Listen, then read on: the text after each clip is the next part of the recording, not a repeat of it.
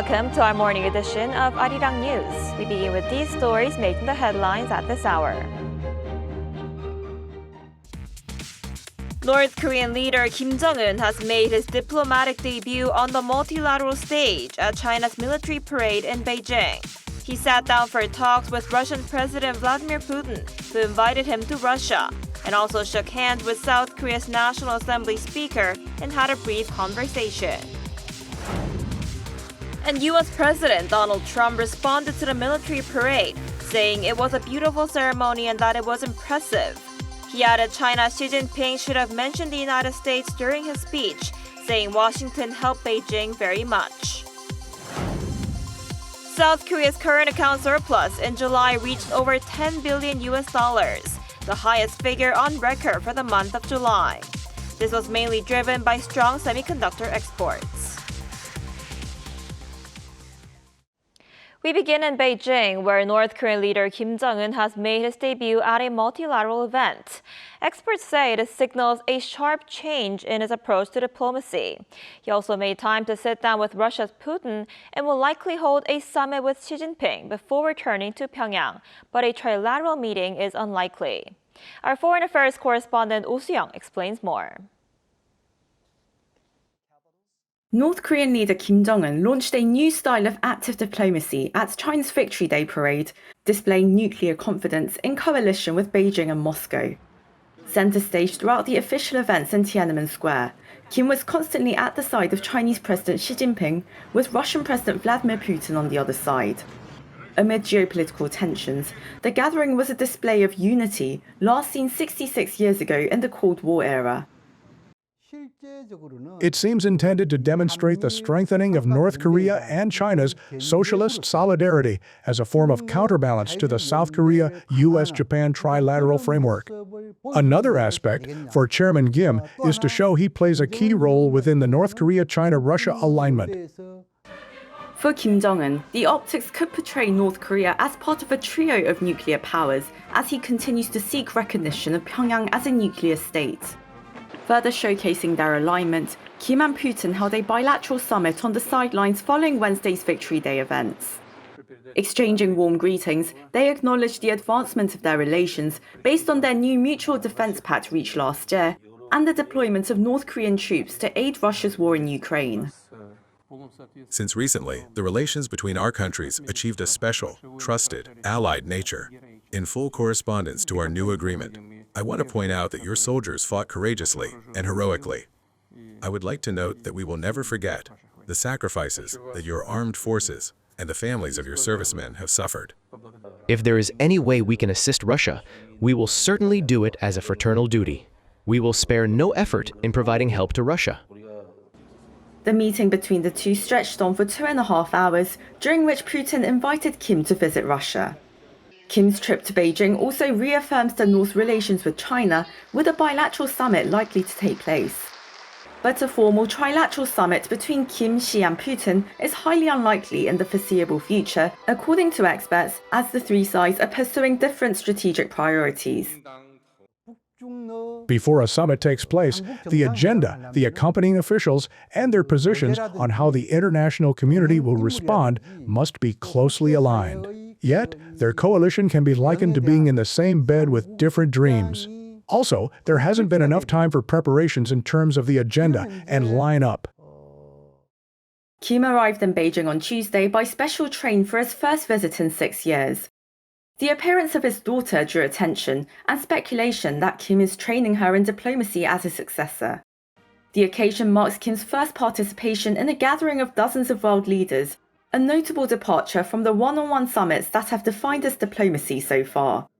Kim also shook hands with South Korea's National Assembly Speaker Won-sik during the parade and held a brief conversation, saying that they were meeting after 7 years since the previous rounds of inter-Korean diplomacy. The implications for inter-Korean and US-North Korea diplomacy remain uncertain. Observers say Kim might consult Xi about a potential summit with US President Donald Trump. Still, Seoul officials have cautioned against premature optimism, saying that Pyongyang has shown no signs of abandoning its nuclear program. Oh Soo-young, Arirang News. Meanwhile, U.S. President Donald Trump responded to the military parade by saying that Beijing should have highlighted the U.S. assistance provided to China during World War II. He also hinted at the possibility of troop removals from countries other than Poland, raising concerns about a possible reduction of U.S. forces in Korea. Our Moon Ji-young reports. U.S. President Donald Trump said on Wednesday that he felt China slighted the U.S. by not sufficiently acknowledging its role in winning World War II during a parade held to commemorate the 80th anniversary of the war's end. I thought it was a beautiful ceremony. I thought it was very, very impressive. I was very surprised. I watched the speech last night. President Xi is a friend of mine, but I thought that the United States should have been mentioned last night during that speech because we helped China very, very much. This comes as Trump himself emphasized the immense help the U.S. provided to China in achieving its freedom. Meanwhile, during a summit with Polish President Karol Nawrocki on the same day, President Trump praised Poland for exceeding its defense spending commitments among NATO allies, while clarifying that U.S. soldiers stationed there would remain. If anything, we'll put more there if they want, but they've long wanted to have a larger presence. We have some countries that have more, not too many, but no, they'll be staying in Poland. However, he did state he would consider troop redeployment in other nations, a remark that further served as a reaffirmation of his broader plan for global U.S. troop reallocation. This comes amid lingering concerns that his administration might be considering a troop reduction in the roughly 20,500-strong U.S. forces Korea as it seeks to shift the role, mission, and operational scope of the command to focus more on deterring China. It remains to be seen whether the USFK will be subject to such a redeployment. During last week's summit with Korean President Lee Jae-myung, President Trump did not make specific remarks regarding a troop reduction, simply stating that he did not wish to speak on it at the moment because they are friends. Moon Ji-young, Arirang News. So as we just heard, in an apparent show of unity against the West, leaders of North Korea, China, and Russia appeared together at a massive military parade in Beijing. For more on this, we're joined today by Dr. Stephen Norper, president of Asia Dialogue. Dr. Norper, thanks for joining us this morning. Thank you. Good morning. So we saw a dramatic picture in Beijing yesterday with North Korean leader Kim Jong-un and Russian President Vladimir Putin walking shoulder to shoulder with Xi Jinping, the first time that the three leaders appeared together in public, right? What message were they trying to send to the West, and could this possibly bring a change to Trump's diplomacy? Well, it was quite a historic image, and indeed China was trying to project a paradigm shift alongside Russia and the DPRK. And let's remember there were 20 other nations represented there. So they're trying to present an alternative perspective to a Western-led global order. And that would be one where China and Russia, and to some extent North Korea and their other allies, meet and work together. So it was a tremendous display. It also represented Kim Jong-un's first trip to China since 2019, also his first multilateral meeting, and as was noted, his bringing his daughter along for her coming out. So it really was quite historic in that way. We also saw a tremendous amount of military hardware on display during the military parade, and that should give pause, as it was intended, to the U.S. and its allies, to include Korea and Japan. Right. Like you just said, the parade was largely aimed at showing off China's growing military power. They unveiled hundreds of new weapons and, featured a lot of new troops, 10,000 troops. How would you assess China's military strength, and what does this mean for the rest of the world? Well, it's important to remember that China was projecting the best of its capabilities, and certainly it was overwhelming in terms of the amount of weaponry on display. Some things we should be concerned about, to include medium-range missiles, which would certainly be of concern to Korea, the United States and their allies, as well as drone technology and hypersonic missiles, really a new level on display, and some things that we haven't seen before. as well as 10,000 plus troops, again, designed to show the resolve, the modernization, and the new sophistication of China's military. That will give a lot of people pause. Let's also remember, though, that not much by way of Chinese equipment has been battle tested. There's a long time before there would be actual deployment. And so there are some limitations we should keep in mind.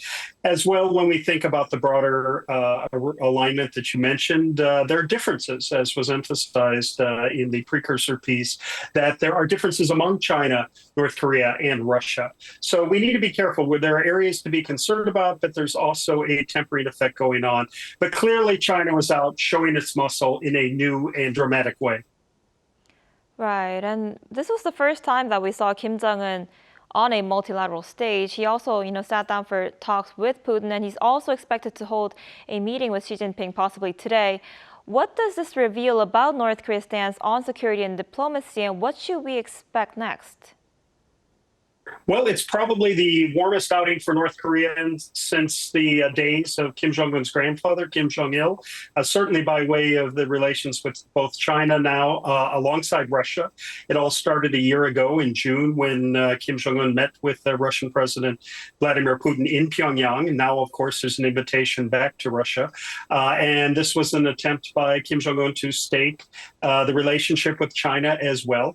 So clearly they're trying to move in tandem, and it helps in terms of the multilateral disposition. 20 other nations also represented there. So a very dramatic showing by Kim Jong-un, who would like to see North Korea recognized as a separate state. He's emphasized that since the early part of last year and the breakaway from the notion of reunification with South Korea.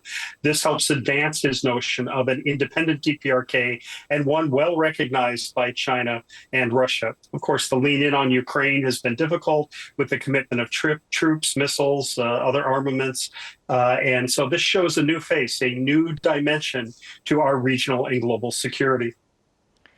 And what also caught a lot of attention was Kim Jong-un's daughter, Kim Ju-ae, who arrived in Beijing with her father. And many say she could be North Korea's next leader. And this is her first public trip outside North Korea. What makes her appearance in China so important? Well, it seems to be dramatically important in terms of an uptick of recognizing her presence in Kim Ju-ae as a likely successor, or at least the father's preferred one for the moment. And we have seen her out really since 2022, touring factories and military outposts with Kim Jong-un. This, though, is a presentation much more dramatic on the global stage alongside her father. Chae Sun-hui, the North Korean foreign minister, is there behind her. Dramatic that Kim Jong-un is comfortable to have these women in his life and in positions of importance.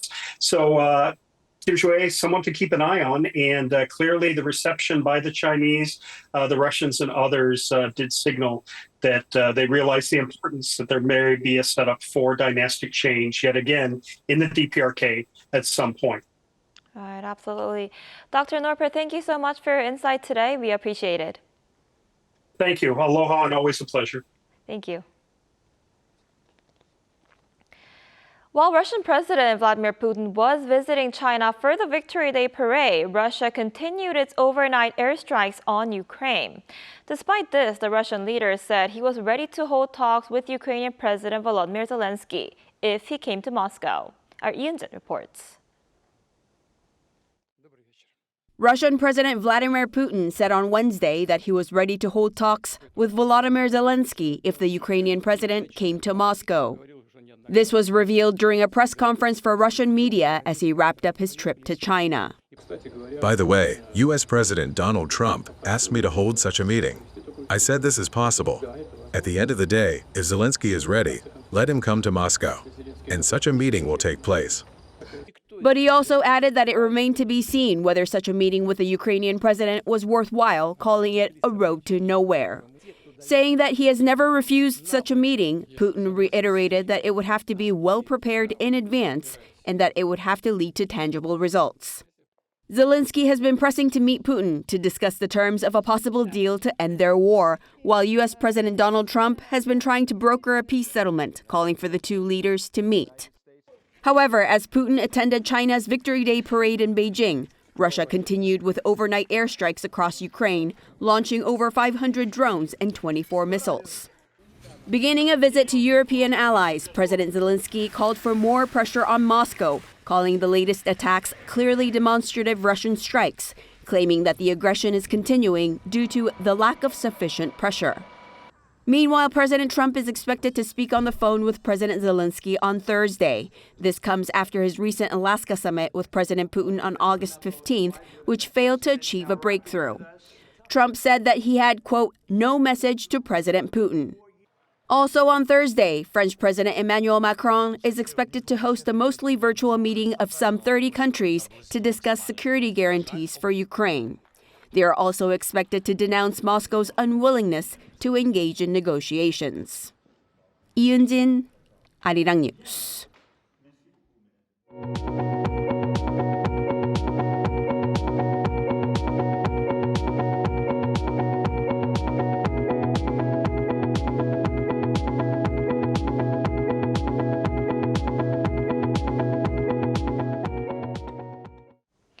South Korea posted its largest current account surplus for any July, driven by solid exports.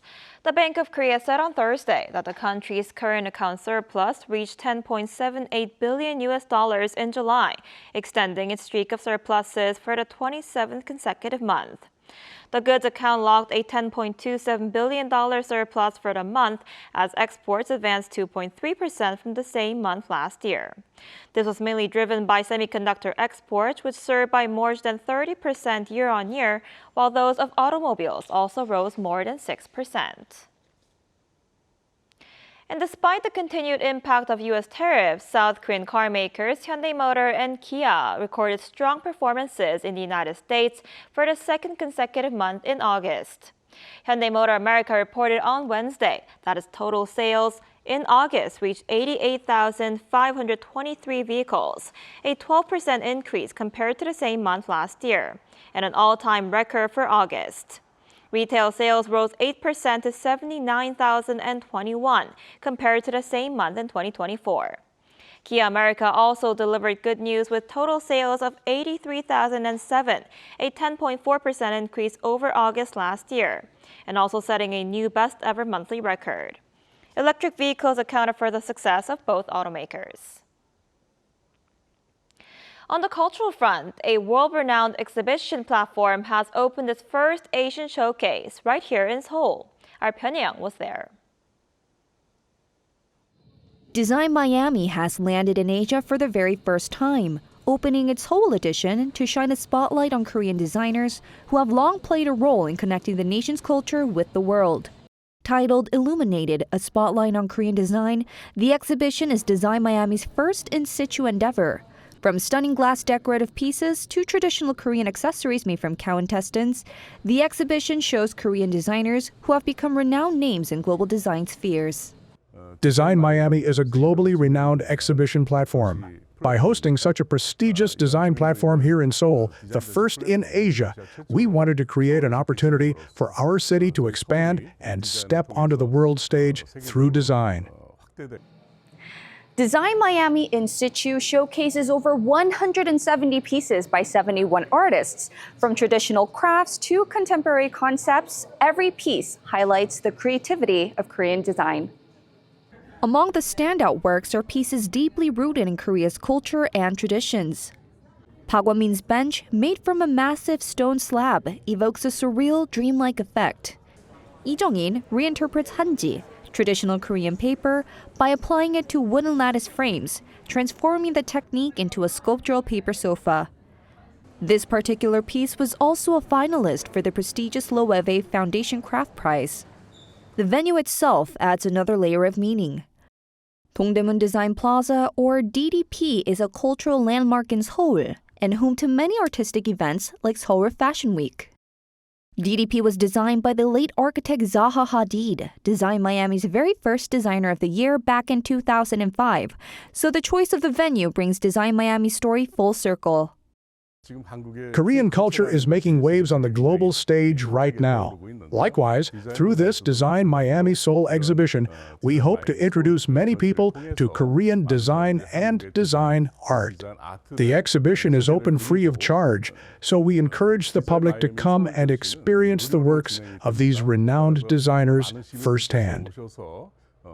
Alongside the exhibition, Design Miami also hosted design talks on Tuesday to foster dialogue on Korean design. Design Miami Seoul runs through September 14th, 2025 at Dongdaemun Design Plaza. 변예영, Arirang News.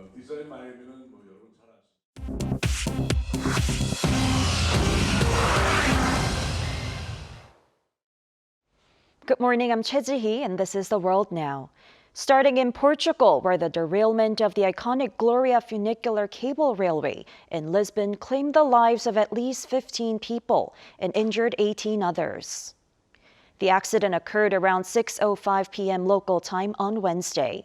A cable reportedly snapped, sending the tram down a steep hill before it crashed into a building and overturned. Aerial and bystander footage showed the yellow vehicle crushed and pinned against the structure. Lisbon Mayor Carlos Moedas described the tragedy as a tragic moment for the city. The Portuguese government has declared a day of national mourning, while the Lisbon City Hall announced 3 days of municipal mourning. President Marcelo Rebelo de Sousa offered his condolences and called for a swift investigation by the Prosecutor General's office. The line served residents and tourists since 1885 and carried about 3 million passengers annually. Iran increased its stockpile of enriched uranium just before an Israeli strike on its nuclear facilities on June 13th. That's according to the Associated Press on Wednesday, citing a confidential report from the International Atomic Energy Agency, which said Iran possessed 440.9 kilograms of uranium enriched to up to 60%, an increase of around 32 kilograms since May. At that level, the uranium would require only modest additional processing to reach weapons-grade levels of nearly 90%. The IAEA noted that this quantity could potentially be used to produce up to 10 nuclear bombs if further enriched. In response to Israeli attacks in June, Iran significantly reduced its cooperation with the IAEA, permitting only one inspection at its Bushehr power plant. IAEA Director General Rafael Grossi urged Tehran to reach an agreement promptly to restore full access and monitoring. U.S. Secretary of State Marco Rubio sent a warning to the drug cartels on Wednesday, saying the U.S. military will wage war on narco-terrorist organizations and that similar operations, such as the one launched against a Venezuelan drug cartel vessel in the southern Caribbean, will happen again. Tuesday's targeted military strike on a drug-carrying vessel killed 11 narco-terrorists, according to President Donald Trump. Defense Secretary Pete Hegseth echoed the stance, affirming that assets are deployed across air and sea, adding that designated narco-terrorists operating in those waters will face the same fate. Finally, legendary British band Radiohead have announced a return to the stage, marking their first tour in 7 years.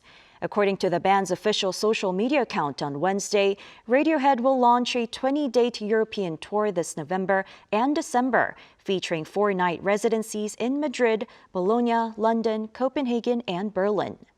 Drummer Philip Selway shared that last year's rehearsals revived their creative spark, saying after a 7-year pause, it felt really good to play the songs again and reconnect.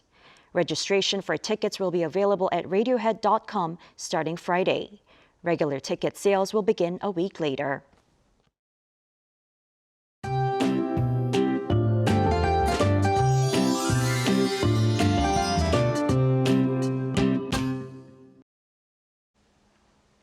Autumn seems to be trying hard to settle in. More unsettled weather is in the forecast across Korea today. This morning, steady rain is falling across the central region, dropping heavier rain in the parts of capital area and Gangwon-do province. So heavy rain advisories are now in place for parts of Seoul and Gyeonggi-do province. The capital region and parts of the west coast may see up to 60 millimeters of rainfall. Gangwon-do province might get 5 to 40 millimeters. The rest of the country will see 5 to 20. Meanwhile, across the south and Jeju Island, we'll see some passing showers along with thunderstorms and strong winds. At the same time, the heat wave continues in the southern parts of Korea. In Daegu and Busan, we'll be getting up to 31 degrees Celsius, Seoul topping out at 29 degrees. Now, tomorrow, though, we'll climb back up to 33 degrees Celsius. But over the weekend, another round of widespread rain will move in, bringing slightly cooler air to ease the late summer heat.